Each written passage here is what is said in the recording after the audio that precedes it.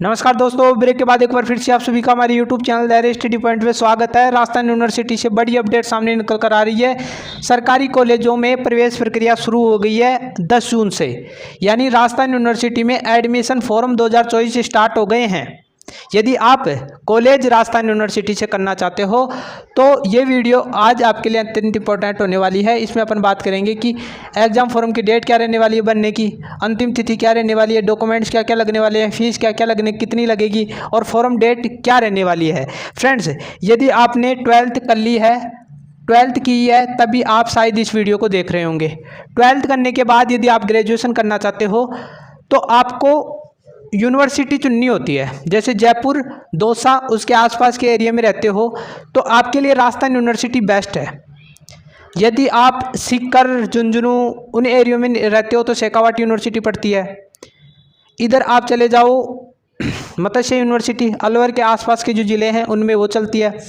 तो आप राजस्थान की किसी भी यूनिवर्सिटी से ग्रेजुएशन कर सकते हो, लेकिन आपकी जो पास पड़ती है वही तो करोगे ना। तो जयपुर और दौसा के आसपास जो स्टूडेंट हैं उनको राजस्थान यूनिवर्सिटी से फॉर्म ग्रेजुएशन करनी चाहिए, फॉर्म लगाना चाहिए। तो यहाँ पर है ना, जो 12th करने के बाद में जिनके पास में 8 सब्जेक्ट है वो BA से फॉर्म लगाएंगे, जिनके पास मैथ और साइंस है तो BSc से, और जिनके पास में कॉमर्स सब्जेक्ट रहा है तो वो BCom करेगा। तो उन सब के फॉर्म है ना जो स्टार्ट हो गए हैं, ठीक है। तो अब अपन है ना जो बात कर लेते हैं डेट की। डेट क्या रहने वाली है? 10 जून से आपके एग्ज़ाम फॉर्म स्टार्ट हो गए हैं। 10 जून 2024 से आपके एग्ज़ाम फॉर्म स्टार्ट हो गए हैं, ठीक है। अंतिम तिथि क्या रहने वाली है? 19 जून। आप 19 जून तक अपना फॉर्म भरा सकते हो। उसके बाद में जो रेगुलर करना चाहता है, एक बात और ध्यान में रखना, कॉलेज है ना जो नॉन भी होती है और रेगुलर भी होती है, ठीक है। नॉन का मतलब ये है, नॉन कॉलेज का मतलब यही होता है कि आपको कॉलेज में नहीं जाना होता है, और एक बार ही है ना जो आपको साल में एक बार एग्ज़ाम फॉर्म लगाना पड़ता है। और अब जो है ना रेगुलर वालों की स्टार्ट है फॉर्म, नॉन वालों के नहीं है। रेगुलर वालों की क्या होता है कि उनको कॉलेजें मिलती हैं और कॉलेजों में रेगुलर जाना पड़ता है, ठीक है, और वहाँ पर क्लासें भी लगती हैं। नॉन वालों की क्लासें नहीं लगती हैं, उनको सेल्फ स्टडी करनी पड़ती है घर पर।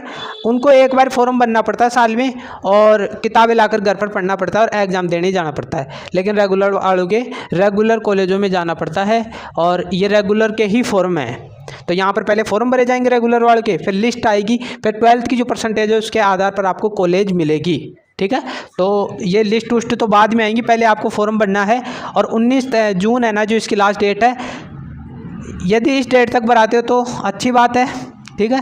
यदि नहीं भराते हो तो फिर अगली साल ही बात, या फिर आप है ना जो नॉन से ही करोगे। फिर उसके बाद में जैसे बाद में दिसंबर के आसपास में इनके फॉर्म स्टार्ट होते हैं, तो फिर है ना जो रेगुलर में यदि आपका चयन नहीं होता है ना गवर्नमेंट कॉलेजों में, तो फिर नॉन से कर लेना, कोई दिक्कत नहीं है। तो आपको एग्ज़ाम फॉर्म तो लगाना ही है, ठीक है। डॉक्यूमेंट्स क्या क्या लगने वाले हैं? 10th और 12th की मार्कशीट लगने वाली। अब आपका एक क्वेश्चन बन रहा होगा, 10वीं की मार्कशीट तो है, 12वीं की नहीं है, अभी आई ही नहीं है। तो आपको क्या करना है कि आपकी नेट मार्कशीट जो होगी, आपने रिजल्ट निकाला था वो नेट मार्कशीट है जो उसमें लग जाएगी। इसके बाद में जन आधार कार्ड, जन आधार, ठीक है। इसके बाद में आधार कार्ड लगेगा आपका, जाति प्रमाण पत्र, ठीक है। जाति प्रमाण पत्र देखो SC ST वालों के लिए तो कॉमन है, जनरल कैटेगरी से हो और जो EWS वाले हैं ना उनके लगता है, जिनके नहीं लगता है ना उनको नहीं लगाना है, ठीक है। जिनके लगता है SC ST वालों के लगता है और EWS वालों के भी लगता है तो वो लगाना है, ठीक है। इसके बाद में आपको फ़ोटो तो नॉर्मल है, फ़ोटो और साइन। और विशेष बात, यदि आप बोनस लेना चाहते हो, और बोनस तभी मिलता है जब आपने NCC ले रखी हो, खेल कूद में कोई सर्टिफिकेट हो, स्काउट हो, तब आपको बोनस सर्टिफिकेट लगाना है इसमें। इससे क्या होगा कि आपको बोनस मिल जाएगा ना, तो थोड़ा बहुत यदि आपकी परसेंटेज कम है ना, और परसेंटेज कम पड़ रही है उसमें, क्योंकि लिस्ट निकलेगी तो उसमें भी आसपास भी रह जाते हैं, तो आपके बोनस में 1-2 अंक बढ़ा देते हैं, जिससे आपकी कॉलेज अलॉट हो जाती है। तो यहाँ पर ये बात विशेष रूप से आपको ध्यान में रखनी है। तो ये सारी चीज़ें हैं। और जो जिनके माता पिता है ना, जो कोरोना में उनकी डेथ हो गई थी, उनको भी उनके सर्टिफिकेट बना होगा, तो उस सर्टिफिकेट को भी यहाँ पर लगाना है। इससे क्या होगा कि आपको छूट मिलेगी। और एक विशेष बात, इसकी फॉर्म भरने के बाद में है ना, जो कॉलेजों द्वारा जिस कॉलेज में आपकी गवर्नमेंट जो कॉलेज हैं आसपास की, उनमें लगाना है। वहाँ पर जो ई मित्र वाला है ना, वो अपने आप भर देगा। आपके एरिया में पास में जो गवर्नमेंट कॉलेज पड़ती है, उस गवर्नमेंट कॉलेज से ही आपको लगाना है। ठीक है। इसमें क्या होता है कि SC ST OBC और जनरल कैटेगरी, इनकी अलग अलग है ना जो लिस्ट छूटती है। यानी SC जो ST वाले हैं ना, उनकी कम में हो जाती है, उससे ज़्यादा चाहिए। SC वालों की, OBC की उससे ज़्यादा, और जनरल जो कैटेगरी है उनकी ज़्यादा परसेंटेज चाहिए होती है। तो आप अपनी सीटों के हिसाब से वो तो हो जाता है। तो ये बात आप ध्यान में रखना। इसके बाद में फ़ीस देखो, अभी जो आप फॉर्म लगा रहे हो उसमें फ़ीस ज़्यादा नहीं लगती है। जो टोकन कटता है ना, वो 50 रुपये से 100 रुपये के बीच में टोकन कटेगा। ठीक है। और जो ई मित्र वाला है वो बनने के लिए लेगा 50 या 100 रुपये, तो 150 के आसपास आपका हो जाएगा। बाद में जब एग्ज़ाम फॉर्म भरे जाएंगे उस टाइम फ़ीस लगेगी। ठीक है। अभी ज़्यादा फीस नहीं लगेगी। और एक विशेष बात, ई मित्र वाले से इसका प्रिंट जरूर निकला लेना आप जो फॉर्म भर रहे हो उसका, और उसको संभाल कर रखना है, क्योंकि वो लास्ट तक काम आएगा। ठीक है। इसके बाद में आप एग्ज़ाम फॉर्म है ना जो कैसे भरोगे, देखो इसके 2 सोर्सेज हैं।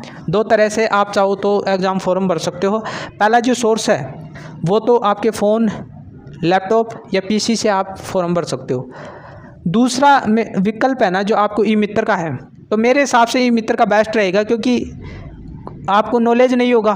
जो एग्ज़ाम फॉर्म आप भरोगे वो उसमें अभी गड़बड़ कर दोगे तो प्रॉब्लम हो जाएगी। ठीक है। और यदि आपको अच्छी तरीके से भरना आता है तो आप PC या लैपटॉप से भर दोगे। लेकिन मेरे हिसाब से है ना जो ई मित्र वालों के पास में भरवा लेना, वो 50 से 100 रुपये लेगा, क्योंकि वो भरते रहते हैं और उनको सब पता है।